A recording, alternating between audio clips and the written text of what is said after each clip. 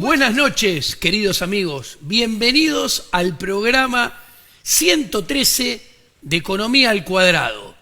Les quiero comentar, hoy un lujo de programa. Vamos a hacer 4 programas seguidos y vamos a volver, aprovechando que estamos acá en Buenos Aires con Nicolás Moraz, vamos a volver a hacer programas de historia del liberalismo, liberalismo radical y las ideas de la libertad.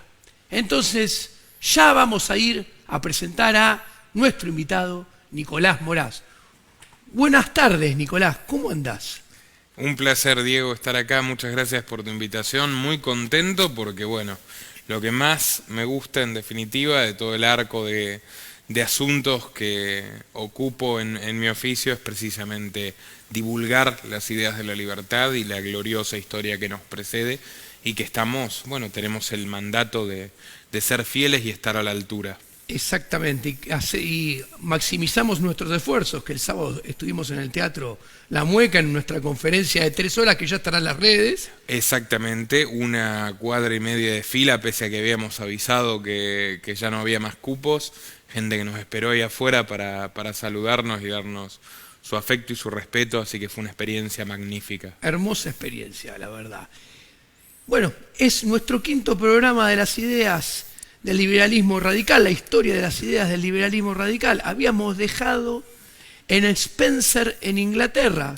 Sí, para recordarle a la gente un brevísimo resumen del liberalismo inglés, ya tratamos primero la tradición del derecho consuetudinario, sí, en Inglaterra, de las instituciones espontáneas que rigieron a la sociedad inglesa sin intervención gubernamental, de la rebelión de los Whigs y las cartas de Cato, y los derechos por primera vez reconocidos a fuerza, por supuesto, de fusil y de rebelión popular frente a la tiranía de los reyes. Hablamos de Locke, no estoy seguro si hablamos del gran Hume, pero probablemente, y llegamos a hablar incluso de, en la década de 1830, Thomas Hodgkin, quien prácticamente todo el mundo desconoce, es el padre del movimiento sindical y era un liberal radical que consideraba que el sindicato era una institución privada, por supuesto, una asociación libre de los trabajadores para poder defender sus intereses en una negociación privada con los empresarios, y que de hecho él y esa escuela ricardiana, como se le llama a su movimiento político, dan un puntapié inicial para el sindicalismo muy diferente a lo que, por supuesto, tenemos hoy. Esto es muy interesante lo que estás contando para que la audiencia se entere que el sindicalismo asociado inmoralmente con el Estado es un resultado del conservadurismo y del socialismo. En sus orígenes era lo que vos decías, el sindicalismo. Absolutamente, y de hecho hubo que pelear bastante, desde Hodgkin, que había sido un oficial de la Marina Mercante, de hecho tuvo un rol protagónico en las revoluciones de 1833, de lo cual se habla muy poco, para lograr, digamos, sortear la prohibición de su derecho a huelga, de no ir a trabajar, de protestar. ¿Te puedo meter un bocadillo pequeño? Sí, por supuesto. El número, año 1833, es muy importante, porque nuestra audiencia seguro no lo sabe. Hasta 1833, en Londres, no había policía estatal. La policía estatal se pone en 1833.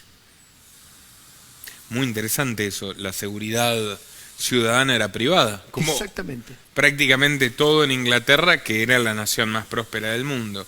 Y no por el imperio, porque eso es algo que hay que subrayar. No solo que no estaba tan desarrollado, digamos, el imperialismo británico en relación a África, Asia y cómo fue creciendo a lo largo del siglo XIX, sino porque algo que incluso yo mismo desconocía hasta estudiarlo en profundidad, es que el imperio no compensa.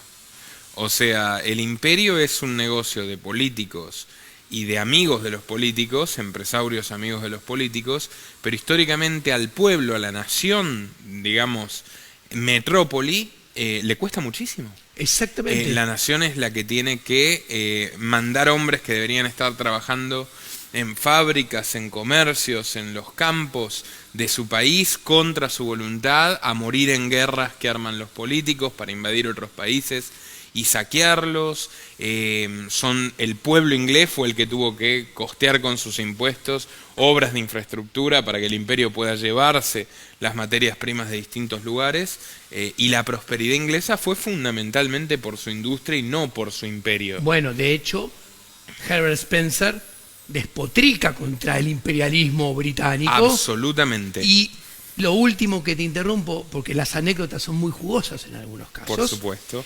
La ley de 1833, que inventa por primera vez la policía estatal en Londres, es una ley de Robert Peel, ministro del Interior, que después, si no me falla la memoria, en 1855, cuando es ministro de Finanzas, pone el patrón oro parcial y pone la piedra fundamental de la asociación inmoral del Banco Central, el Royal Bank of England, con los Rothschild, y que empieza a crecer el vilipendeo del patrón oro paulatinamente. No te interrumpo más. No, pero es exquisito. Interrumpime todas las veces que quieras para comentar estas cuestiones sumamente interesantes.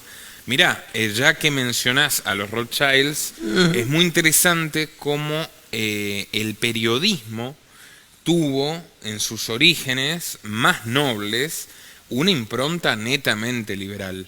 O sea, en su momento los periódicos como tales nacen, cada partido de la Revolución Francesa tenía un diario, pero en Inglaterra, y lo que podríamos llamar, digamos, el periodismo estable y esa concepción de la información contra el poder, por ejemplo, The Economist es una revista que funda un banquero escocés profundamente influenciado por las ideas de la Ilustración escocesa de Adam Smith y David Hume, y antes de que lo compre la dinastía Rothschild y pervierta completamente ese origen tan comprometido de la crítica al poder, el editor jefe de The Economist era Thomas Hosking y el subeditor era un joven Herbert Spencer. Fabuloso.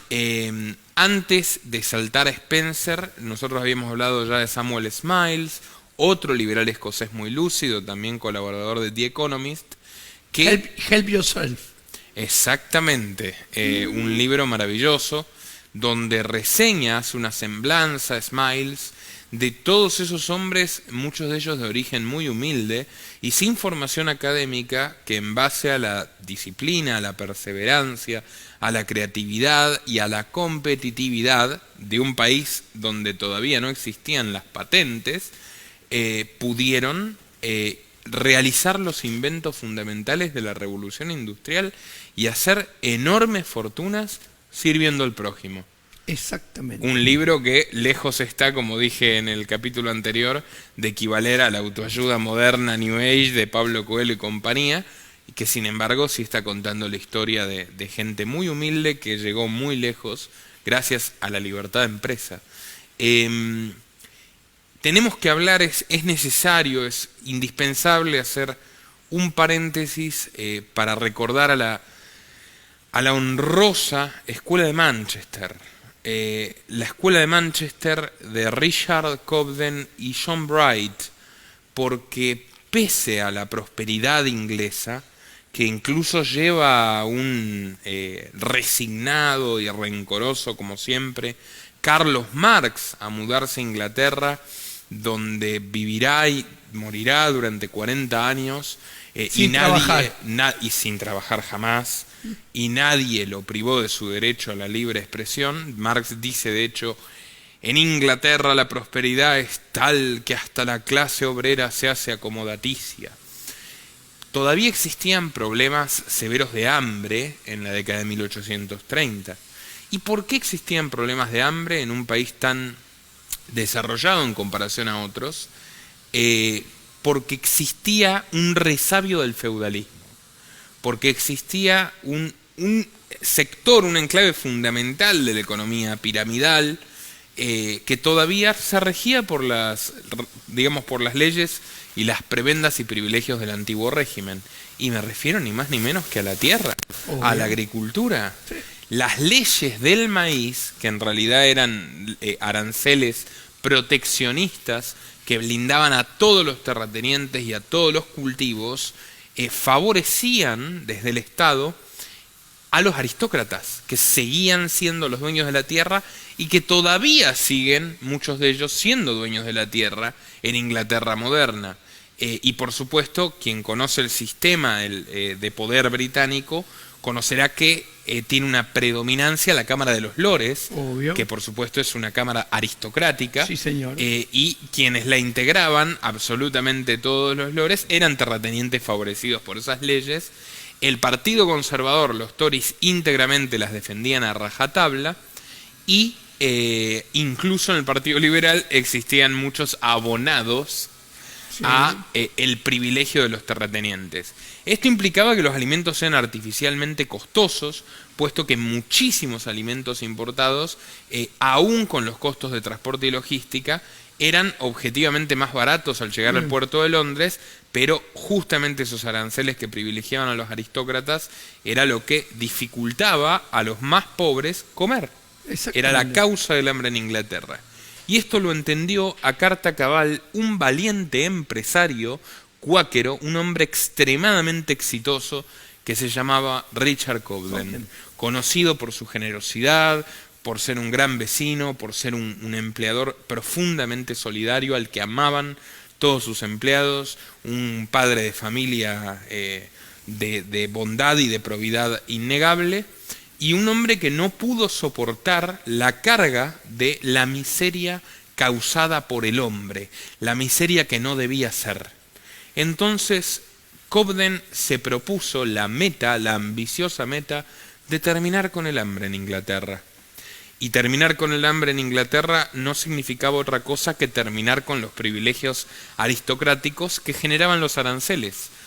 Cobden entendió como nadie y difundió con una habilidad inigualable, tal vez solo equiparada a la de su gran amigo Frederick Bastiat, con quienes mantuvieron correspondencia fluida durante décadas, que el libre comercio era la única vía genuina para acabar con la miseria. Es muy interesante, ¿no? Porque esas leyes del maíz, del trigo, son derecho positivo, y uno puede ver claramente cómo siempre el derecho positivo, que siempre se aleja y cada vez más del derecho natural, es injusto y no es otra cosa que una arquitectura para apuntalar los poderes existentes.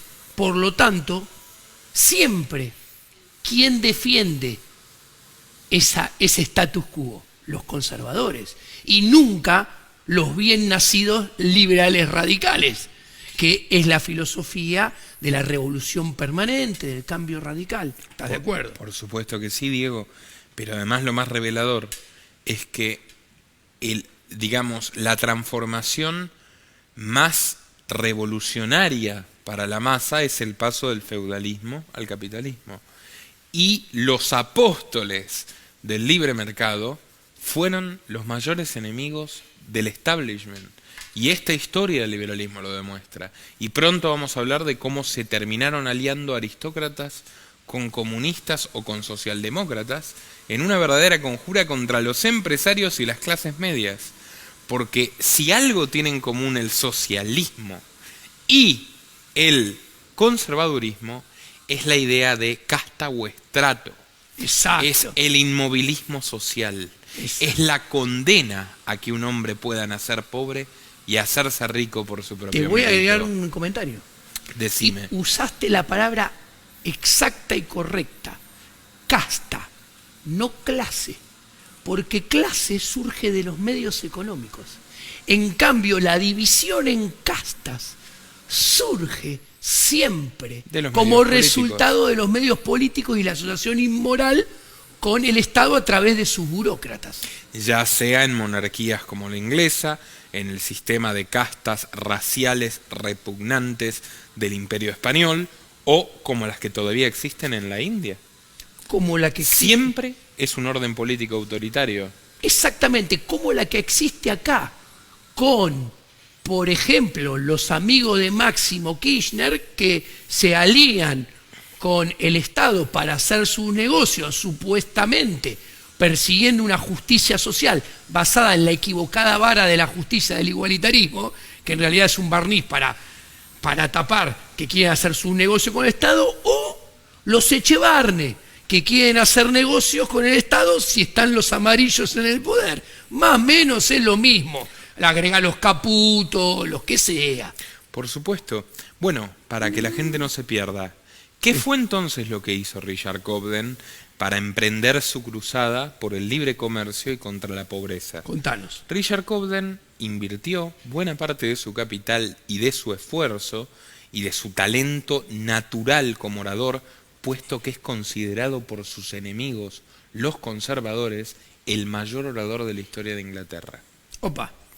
Richard Cobden decidió recorrer plaza por plaza de todas las ciudades y pueblos de la isla, de punta a punta de Inglaterra, partiendo de Manchester, y en un pueblo cercano conoció a quien sería su socio en esta batalla tan noble, que también era un destacadísimo orador, otro cuáquero, John Bright. Sí. Juntos se alinearon en esta causa, yendo, como te digo, de pueblo en pueblo, de ciudad en ciudad, predicando y explicando con lógica perfecta e intachable, con respaldo empírico, al fin y al cabo la isla no es otra cosa que la tierra del gran David Hume, que el libre comercio era la real solución para los problemas que aquejaban a las personas más necesitadas y desfavorecidas. Y además viniendo de dos cuáqueros, algo que ya hablamos en capítulos anteriores, con una profunda noción de tolerancia y humanidad y ayuda al débil cuando la busca, no impuesta, que Exacto. no es ayuda. A lo largo de los años se enfrentaron con la burla, con la ridiculización de los conservadores, del establishment político británico, pero sin embargo los arrebatos imperiales de Gran Bretaña, que como te digo, han compensado muchísimo a su casta política y a las corporaciones alineadas a la corona, pero no al pueblo, y después también el peso que ya venían cargando de guerras napoleónicas y de muchísimas cuestiones más, termina generando una grave crisis económica. Y ante esa crisis económica, el pueblo ya tenía impregnada en su conciencia colectiva que Richard Cobden y John Bright habían propuesto una solución completamente sensata, no una solución mágica, una solución que tenía sentido. Entonces crece enormemente la presión popular, tanto que el primer ministro, que se había negado rotundamente y hablaba de manchesterianismo despectivamente para referirse a esta corriente de ideas, Un maslatón de la época. Casi. exactamente, se ve obligado a derogar las leyes del maíz. Según los historiadores económicos, por consenso, luego de 3 años de derogadas las leyes del maíz, el precio de los alimentos se reduce un 30%, luego de 10 a la mitad. 50. La pobreza extrema desaparece de Inglaterra, y esto es sumamente interesante, esto lo recogió Antonio Escotado. Charles Dickens, al Sí. igual que Víctor Hugo, los dos grandes bestsellers literarios de mediados del siglo XIX, que tiene una convicción profundamente socialista, sigue escribiendo sus novelas, el que es millonario, porque no tenía propiedad intelectual, pero vendía las novelas por entregas y las compraban en toda Europa, para quienes dicen que sin patentes no se puede lucrar, mira vos. Sí. El que era millonario seguía escribiendo libros sensacionalistas, amarillistas, de los pobres menesterosos niños que tosían y morían de tifus y de hambre en las calles de Manchester.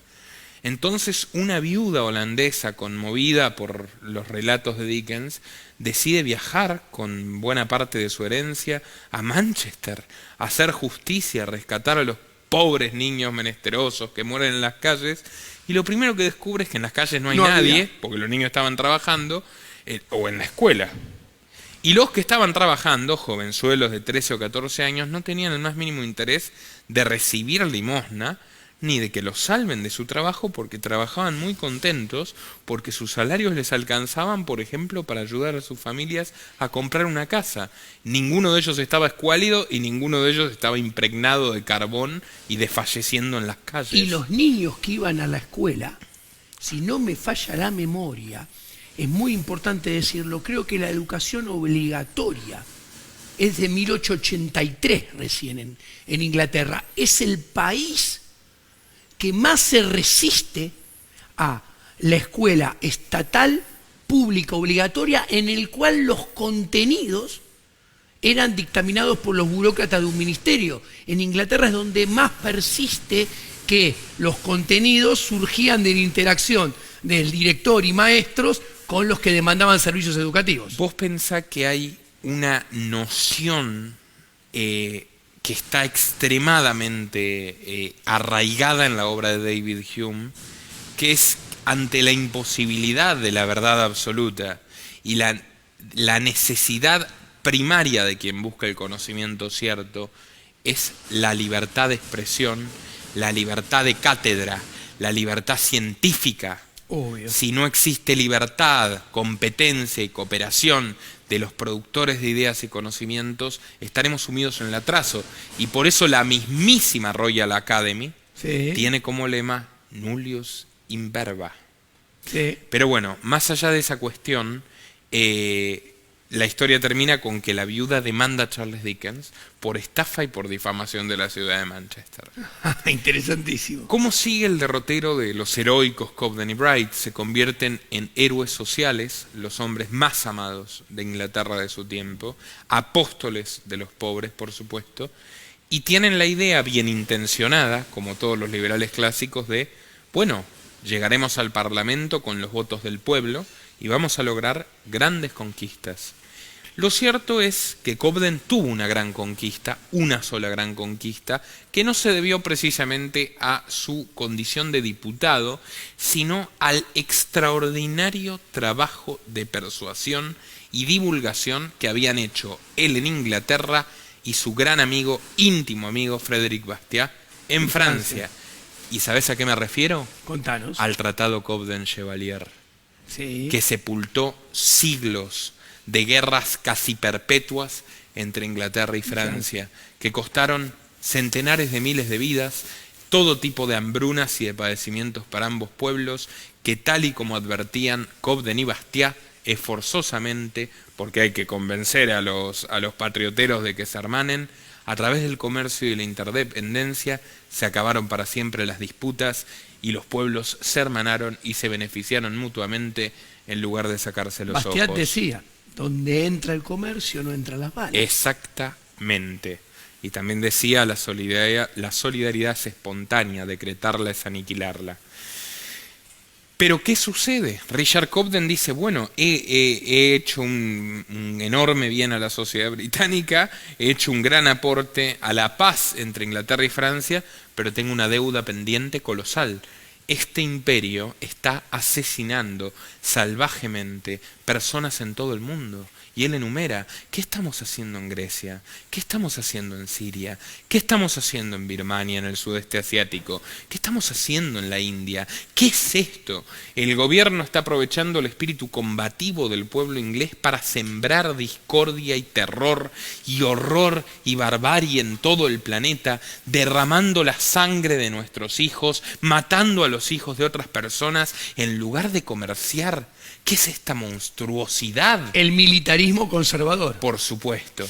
Entonces Cobden se convierte ya en la guerra de Crimea en el exponente, siempre lo fue, pero en el exponente paradigmático, el Gandhi, que Gandhi era bastante más trucho que Cobden, pero bueno, el Gandhi del siglo XIX, en la cumbre del pacifismo y sus discursos contra la brutalidad del imperio, el militarismo y los dogmas patrióticos que lo justificaban, de superioridad nacional, de superioridad racial, desde el Parlamento.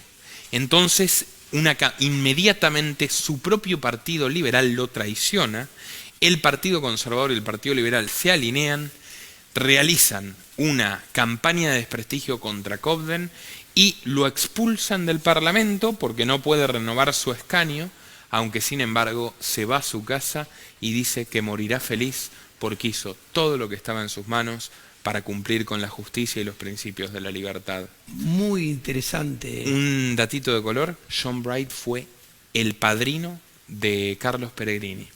Y el tío. Porque la hermana de John Bright era la madre de Carlos Pellegrini. Carlos Pellegrini no entendió nada de John Bright, claramente. No entendió nada, y es más, la historia de siempre, ¿no? Cómo el conservadurismo, cuando divisa que el liberalismo, al atacar el patriotismo, que es atacar la guerra, que es atacar invadir al prójimo, que es atacar saquearlo, que es atacar matar al prójimo, que no es otra cosa que atacar el negocio de los conservadores con el Estado, mirá vos cómo esos mismos conservadores siempre terminan ocupándose de aniquilar al liberal, que es lo que vemos en muchas esferas acá en Argentina hoy en día. Por supuesto. Bueno, Nicolás, ha sido un placer este programa con vos. Cerramos acá el programa 113 de Economía al Cuadrado. Hablamos con Nicolás Moraz de la historia del liberalismo en Inglaterra. Hasta el próximo programa. Gracias por estar ahí.